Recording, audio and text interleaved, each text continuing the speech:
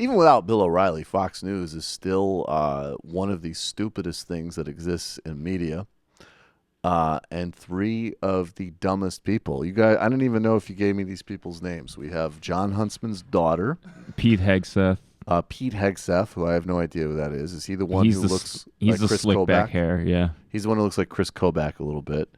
And then there is a black guy, which is probably a good way of introducing somebody on Fox who's a black guy. That's how he introduces a black himself. guy. It's literally how he introduces himself.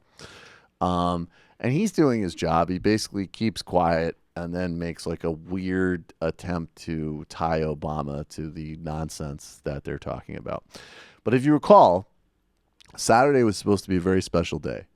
There was supposed to be antifa super soldiers that finally put the hurting on white people and small business owners across the country that they so desperately deserve to have. Basically, a couple of jokesters on Twitter basically tweeted out that, like, hey, on this Saturday, there's going to be an Antifa brigade and they're going to behead, like, people who own like mini marts or something. And of course, these, chud morons and white supremacists were like, all right, we got to be ready. We got to be ready. And then, of course, like all of these things, it never happens. Tomorrow on my show, Nation of Islam Obama is actually orchestrating the secret super soldier Antifa, and there had to be a change of plans, which he will describe on the Michael Brooks show tomorrow at 7 p.m. But that being said, outside of that secret information from Nation of Islam Obama, who, of course, orchestrates this army, nothing happened on Saturday. It was loosely correlated, I guess, in people's minds with the anti-fascism protests, which were Refuse Fascism, which were organized by this kind of odd Workers' World Party, which is essentially a small communist cult with a, kind of cult of personality around some old communist guy. They're a very marginal group, but they are pretty effective organizers. And they had a few protests, and that was basically it. But Fox News, they were sweating bullets, and it looks like they literally, not bullets, they dodged like the jihad. Here are the idiots at Fox. And first it was violence on college campuses. Now Antifa anarchists ready to cause chaos today, including here in New York City in Times Square. They say they're going to overthrow the president. Well, staying out of that area. Well, welcome back to Fox and Friends. Just a few blocks from here, a couple hours from now, the group known as Antifa, anti-fascists, they're going to be holding one of 20 protests being held across the country. The group Antifa Refuse Fascism is planning 20 rallies across the country to try to drive President Trump and Vice President Mike Pence, drive them from power using violence. Because they claim that they're a dictatorship and they need to remove them from office. So they're trying to motivate as many people as possible to come out to these 20 locations.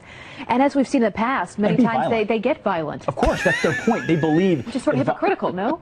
You would think so. But they believe they're at such a brink that they can use violence. Ends justify the means of violence. This group called Refuse Fascism actually has a lot of ties to the Revolutionary Communist Party. Because communists are never fascists. No, it always works out well for the people that live in communist countries.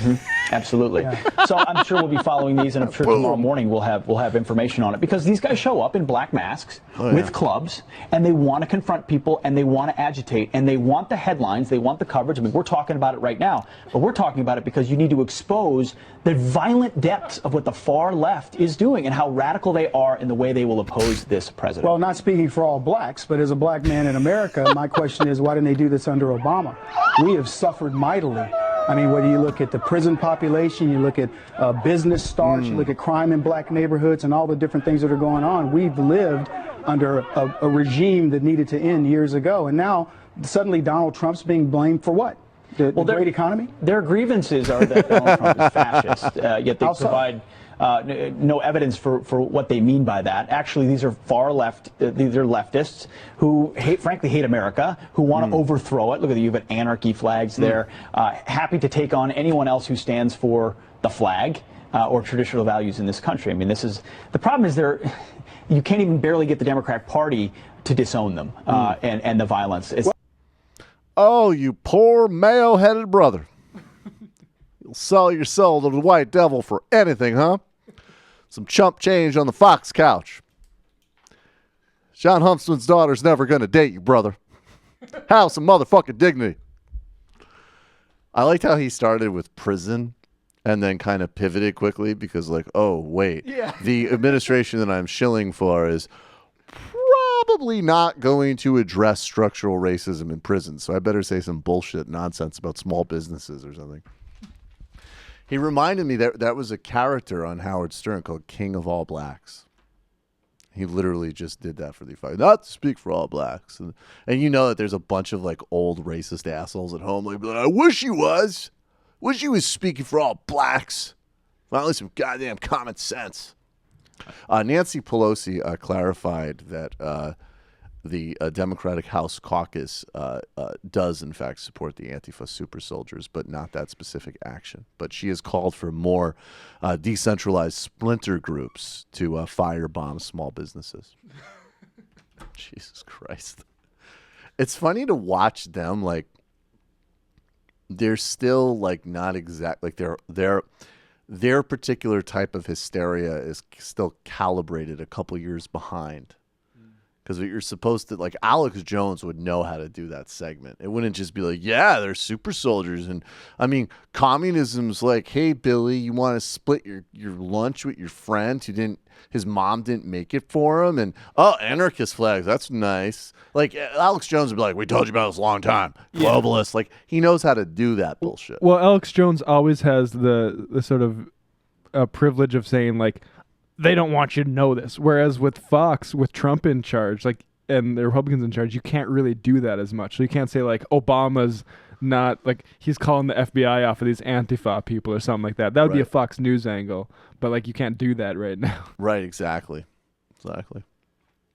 I love the fear of clubs as well, as opposed to any sort of Tea Party rally that happened 8 years ago. With the number of us. Yeah, we have a bunch of fucking mouth-breathing morons carrying like semi-automatics because Obama's trying to expand Medicaid and make sure that they don't get screened for pre-existing condition.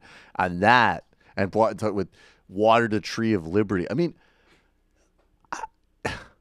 I'm sorry to sound like some, SJW, but really, like, God, like, how fucking relentlessly racist and stupid does this country have to be? Hi, folks. Sam Seder here. We still need your help on our Patreon page. YouTube ads have come back, but not nearly as much as we had before. So if you can help us out, any little bit helps. Head over to our Patreon page right at this URL, and you'll help us keep helping you by making videos